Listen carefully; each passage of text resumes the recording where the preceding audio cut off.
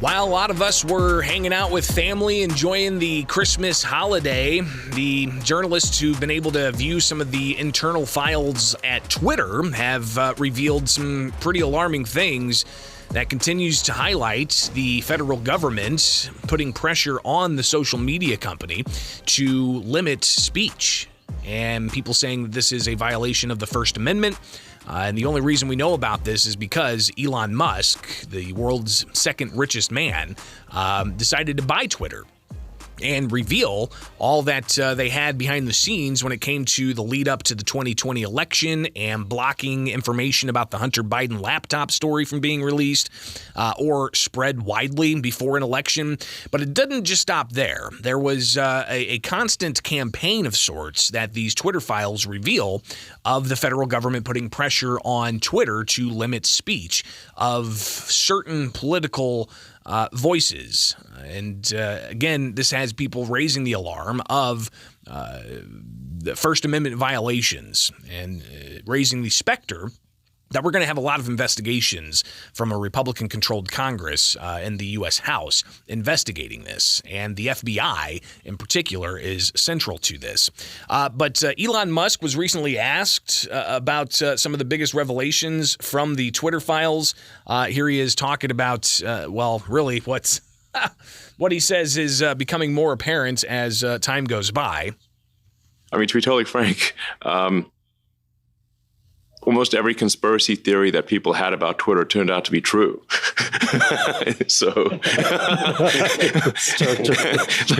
Is there a conspiracy theory about Twitter that didn't turn out to be true? So far, they've all turned out to be true.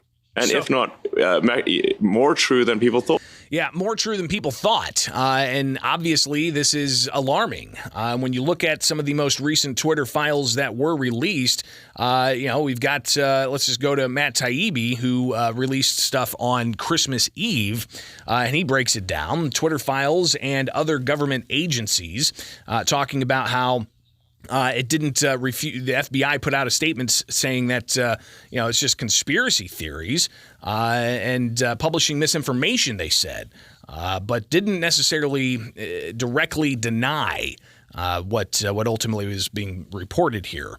But he goes through and he unpacks this on Twitter, showing that the FBI acted as a doorman to a vast program of social media surveillance and censorship encompassing agencies across the federal government, from the State Department to the Pentagon to the CIA.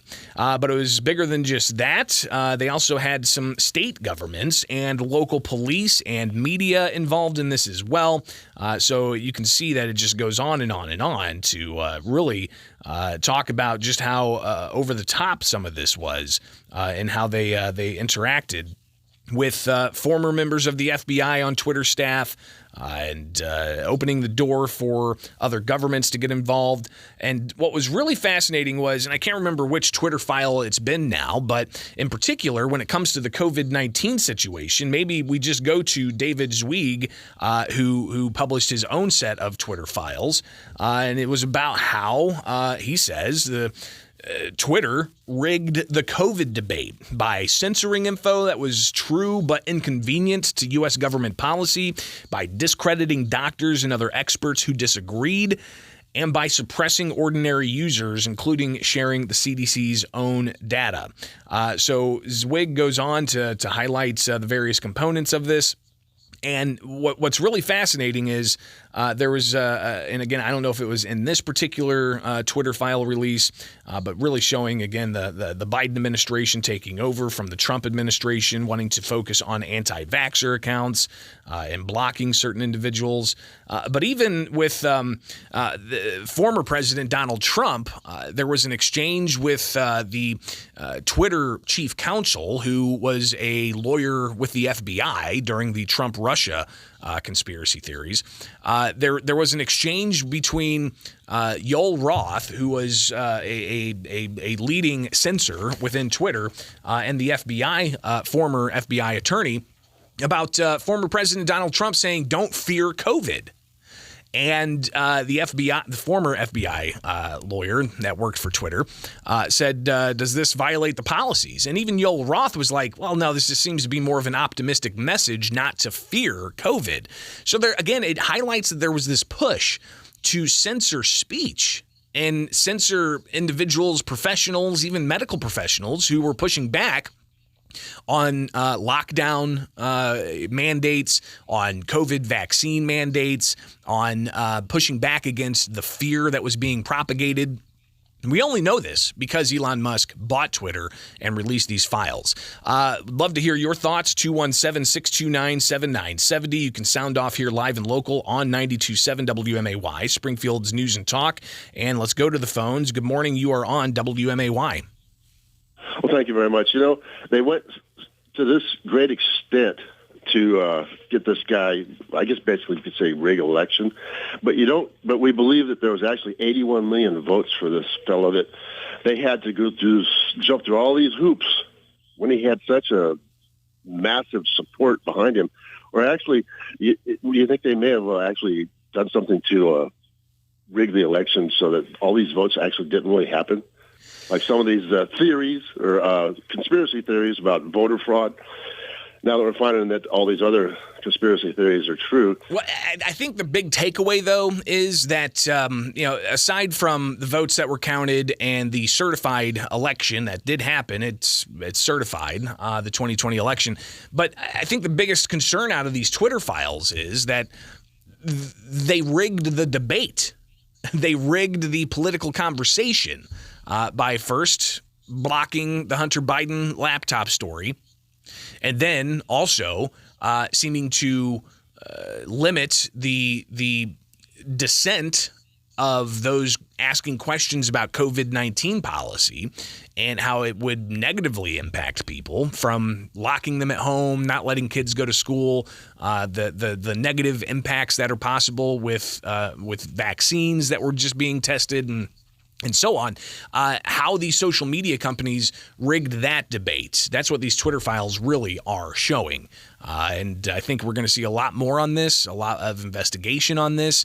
And it's not the last we hear of the Twitter files. And it begs the question of just how pervasive this was elsewhere, not just with Twitter, but you've got Facebook, which Mark Zuckerberg's already told Joe Rogan that Facebook was told by the FBI to watch out for, this laptop story. It's Russian disinformation, despite the FBI having had the laptop for a year, knowing that it wasn't hacked, and they still put this information out. So how they rigged the debate is really at the crux of what happened with social media leading into the 2020 election, how they handled COVID-19 information across social media channels, not just with Twitter, but also with Facebook, also with YouTube.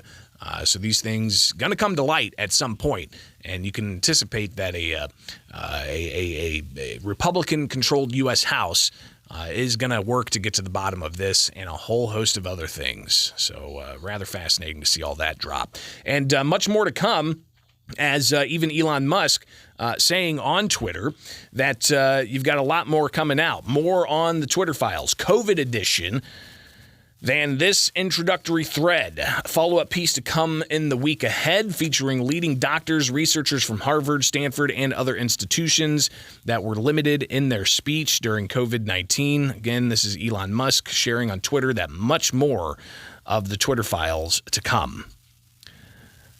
Again, not going to hear the last of this for any time soon, because the fact that you have government agencies putting pressure on social media companies to limit speech itself is a huge story.